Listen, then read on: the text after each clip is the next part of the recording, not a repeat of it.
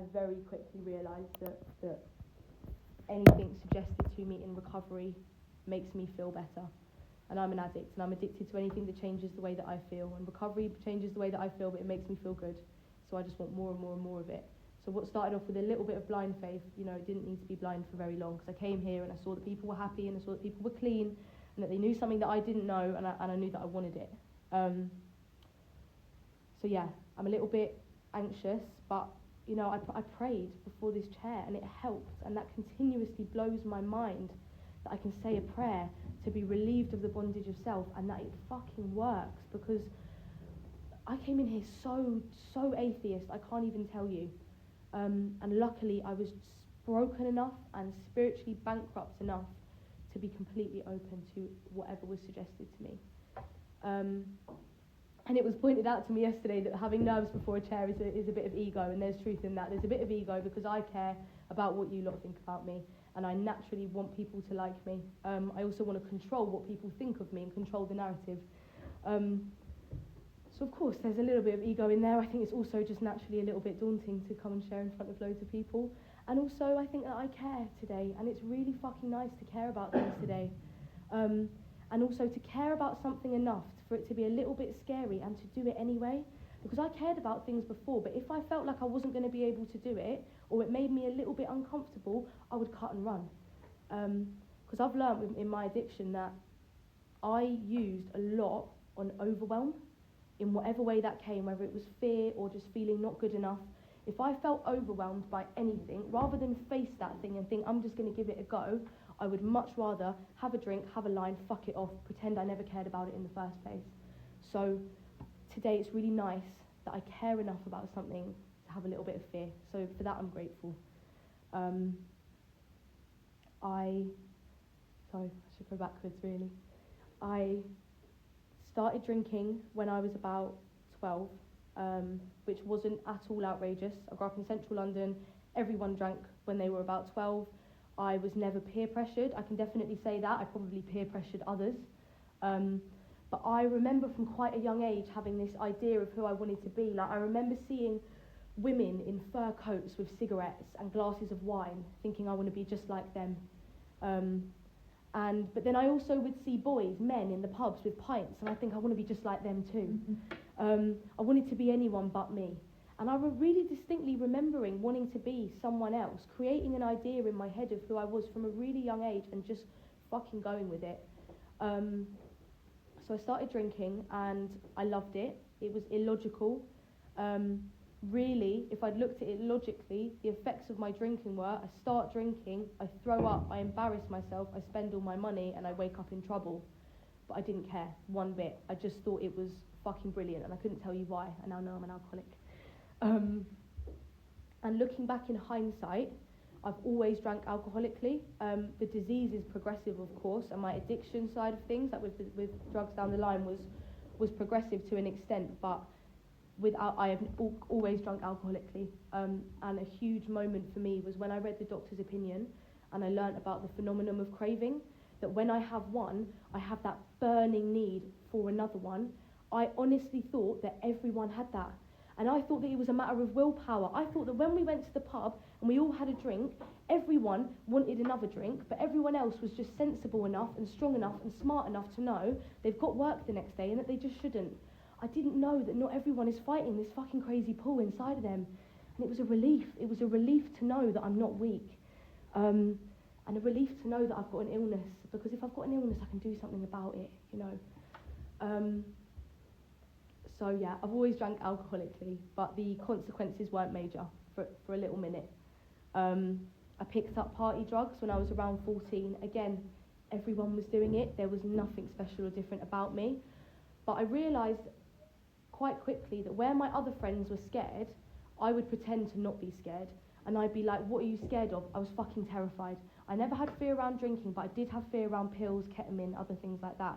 But I pushed that down because I wanted to be the kind of girl who took drugs, and I wanted to be the one that wasn't scared to take drugs, and I wanted to do it a bit younger than everyone else did it. I wanted to be that person. So what I now know to sort of be like my God conscious voice, I'd like to feel like it's the real me, the little me, the pure me, the me that hasn't been wrecked by alcoholism and addiction. That part of me that goes, that's a little bit dangerous, that's a little bit scary. Do you really want to take that pill? Do you really want to ask that 40-year-old man to go into that shop and buy you a litre bottle of vodka? Are you sure you want to take this drug? Are you sure you want to be here? I pushed that down, that natural kind of quite valid fear, and instead behaved with my addiction and alcoholism voice, which was, I don't give a fuck, I can do it better and more and badder than all of you. And I think that's when that hole in the soul really started to grow, because again, my actions and my intentions weren't aligned. I naturally felt one thing, but I behaved in an entirely different way. So yeah, we started using party drugs, but again, nothing outrageous at this point for me. And I continued drinking and I continued using, and I'd started to realise that when I start to drink, I can't stop. And this was really frustrating for me, because firstly, I care so much about how I'm perceived, right? It's all about how I come across. And when I start drinking, I can't stop drinking until I black out. And when I black out, I really embarrass myself, and I care what you all think. So I didn't like that I was embarrassing myself and, saying things I shouldn't say, oversharing, kissing people I shouldn't kiss, throwing up, being messy, spending all my money. I didn't like that. But far more than that, I didn't like that the night had to end.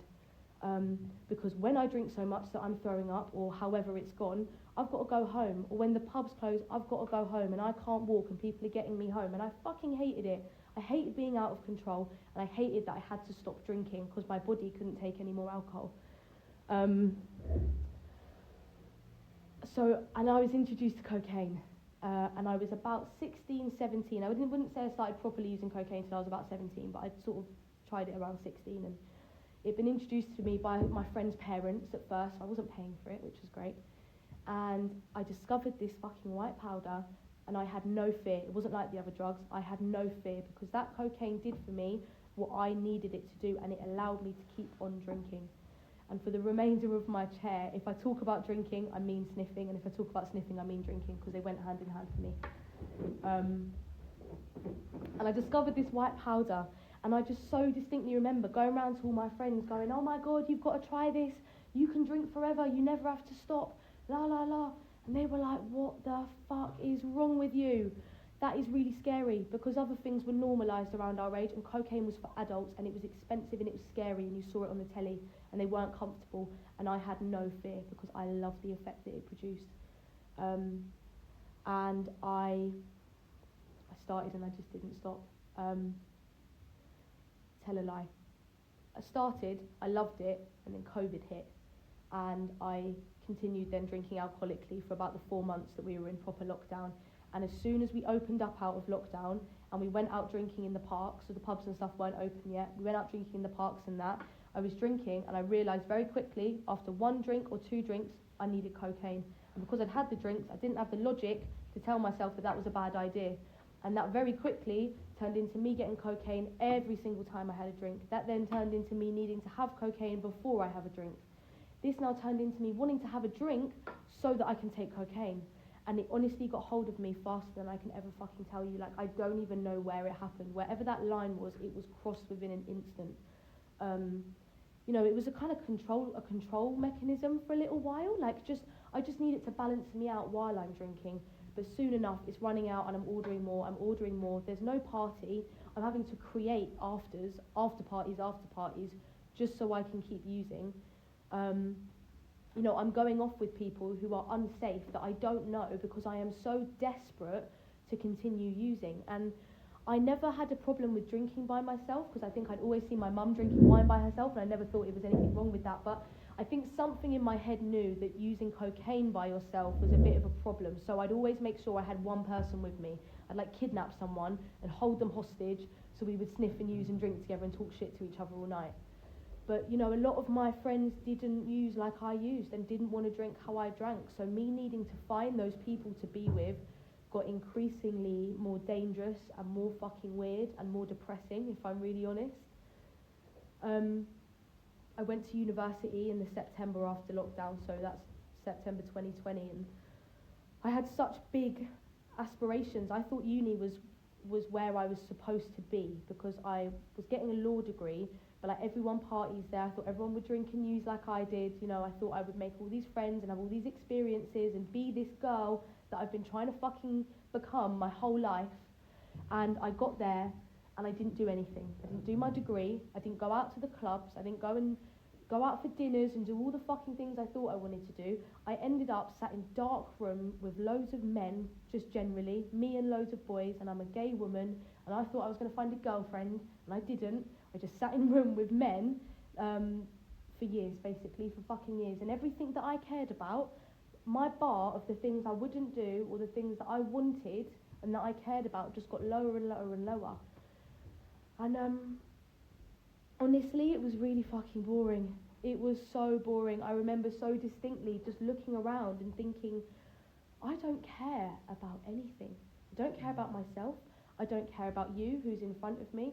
I don't even care what shit I'm saying. I'm probably making up lies, you know what I mean? I'm sniffing and drinking, making up lies just to try and entertain myself more than anything. I'm sitting around with people who I don't like very much. I don't feel safe around these people. Of course I'm not safe with these people. I'm getting in cabs with random men that I'm meeting off the street because they will drink and use with me and my friends want to go home. Just to feel a sense of connection and closeness. And one thing for me is that recovery has given me absolutely everything that I was looking for in those afters. You know, I think I was sat around there drinking and using. Honestly, I just think I wanted to feel close to people. I wanted to share my stuff and have you share your stuff with me, and we're best friends and we can talk and we can relate and we can connect. But the next day I wake up and I'm racked with shame, guilt and fear. And now, today, I come into these rooms and I'm around people and I can be authentically myself and I can be honest. I don't have to lie today. I don't have to show up as anyone but myself. And I shared it yesterday, you know, when I ask somebody, when someone asks me how I am in these rooms, I know that they mean it. And I know that they mean it because when I ask you how you are, I really mean it. And I never fucking cared before. And I would have told you that I was a really, really nice, loving person. And I really thought I was. But when we were sat round having a drink, I was not listening to you. All I was thinking about was my own shit and where my next line's going to come from. And that's it, completely consumed by self. And today I have the ability to be present. And when I think back as well, if I think back to having a drink or a use up, obviously the carnage and the chaos that follows is nothing that I want. But what I really, really, really don't want and what I really don't miss is a complete lack of contentment. Because when I used, I was never content. You know, that mental obsession has gone off in my head. I've spent all day telling myself I'm not going to use and drink, which is exhausting in itself. Then that switch is flicked. I'm now having a drink and a sniff after I've spent all day saying I'm not going to. I'm now absolutely gagging for that first drink and that first line. I have that first drink. I'm not like, oh, this is lovely. I'm like, I need another one. I need another one. Now I need a line. Now I need another drink. Now I need new friends, new music, new company, new bar. And really, all that ends up with is me in a dark room by myself or with someone else that I'm holding hostage. Pretty fucking miserable. And it's not like that today because recovery has given me the ability to just be present exactly where I am with whoever I'm with, and whatever emotions are coming up for me or whatever life is throwing at me, even if it's something I might not naturally perceive to be good. I understand today that everything is happening for a reason that I don't understand and that I don't need to. And that if something feels uncomfortable, there's growth in it. And if I don't like something, then maybe there's an opportunity to change or maybe there's an opportunity to accept. And that I don't need to know the bigger picture, but I can be grateful and present in any given moment. And that level of peace is something that I didn't even know I was missing out on until I came into these rooms. But yeah, the end of my using, to be quite frank, was boring. It was boring and it was sad and it was lonely. It was no consequence of my using that brought me here. The consequences happened far before I got clean. You know, I put myself in really dangerous situations with people that I don't know, and sometimes I was okay and sometimes I was not okay, right? When you go around to people's houses that you don't know, bad things can happen. It would never ever stop me from having a drink or a line. If anything bad ever happened to me out there, it meant that I just drank and used on it more. There was absolutely, it is not a consequence that brought me into these rooms. It was a feeling inside, which I now know to be just a deep-rooted feeling of spiritual bankruptcy. You know, I had fucking nothing left. Just sitting around with these people thinking I am having the worst time ever, but for some reason the thought of going home feels like it's going to rip me in half. The thought of stopping using is just for some unknown reason so painful. And and I shared it yesterday. I used to ask my friends, why do you want to go home? And then I started asking my friends, how do you go home? How do you do that? Because I didn't know. And it just continued until it didn't, and then something shifted, and I don't know what shifted inside me, and it's something today that I can only attribute to a higher power, because we have this moment, right? This moment, whether it comes quickly or it builds up over time, I don't know. Everyone's experience is different, but all I know is that I knew that I was an addict or an alcoholic for a really long time, but I did not give a shit enough about myself or my life to do anything about it. And I don't know what changed for me, because I didn't do anything. It happened to me, but something changed, and I got this glimmer of hope, this idea, not only that there was something better out there, because I sort of knew, like I knew a bit, I knew that AA existed, I knew that people got sober, I knew that my issue was drugs, like I knew that that's what was fucking me up, and I knew that I was an addict, but I didn't care. But it was the idea that maybe I could have that, maybe I deserved that, and it was just this tiny moment of hope. And for me, that is God or a higher power, because if we could choose to feel that we deserve more and have a willingness to do something about it, if we could choose that feeling, we all would have had it a lot earlier. It just happens, and I can't explain it, but I am fucking grateful for it.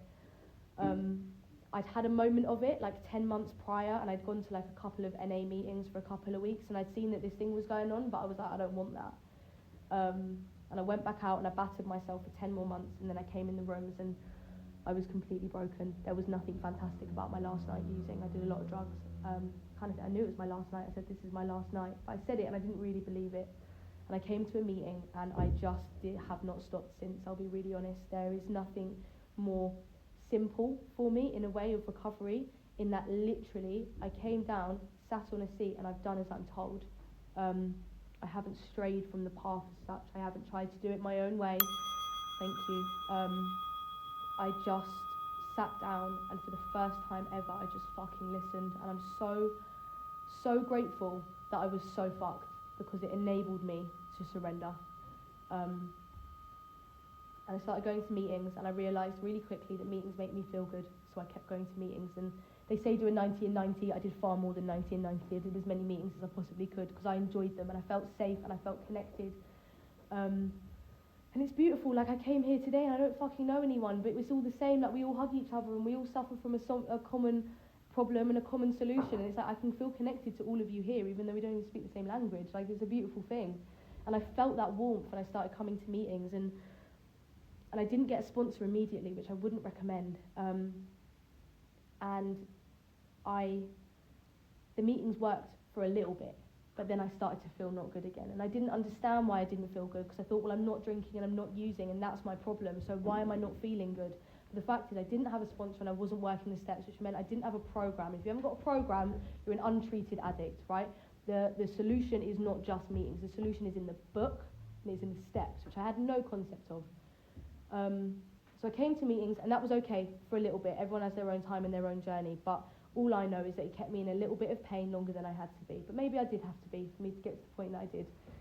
And I remember it was Christmas Day, and my uncle's been in AA for 23 years, and he just looked at me, and I was irritable, restless, and discontent.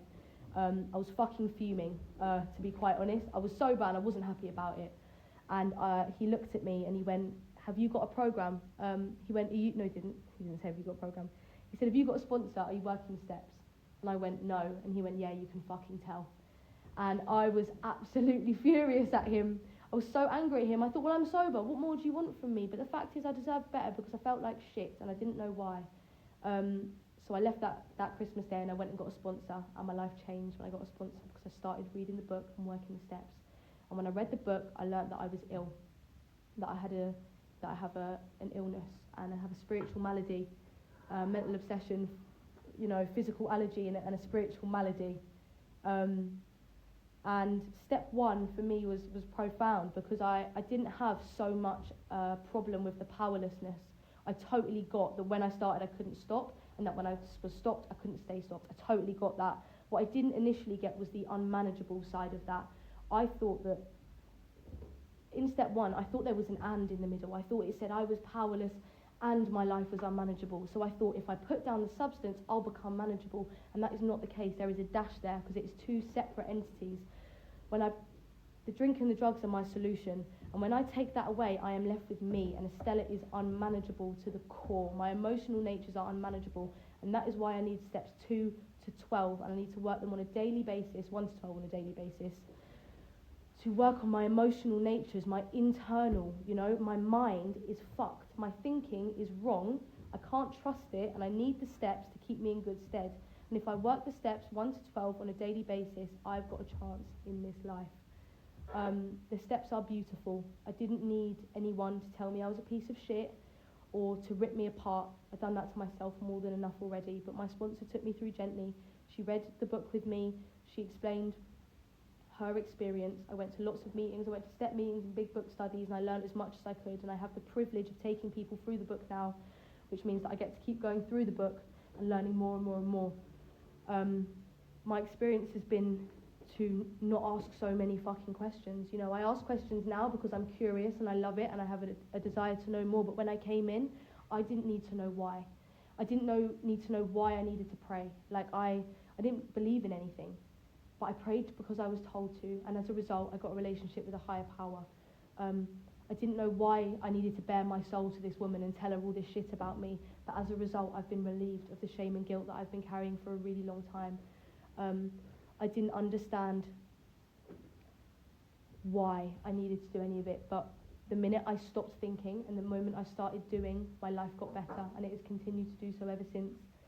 So, the steps are beautiful, the book's beautiful, the program's beautiful, and it's a privilege. It's a privilege to work this program and to live like this, and I truly am a grateful addict because, I don't believe that a version of Estella exists without my internal condition, and because I'm an addict, I get to work on that today, and I get to work this program. And for me, the program is all about love. Really, it comes down to love.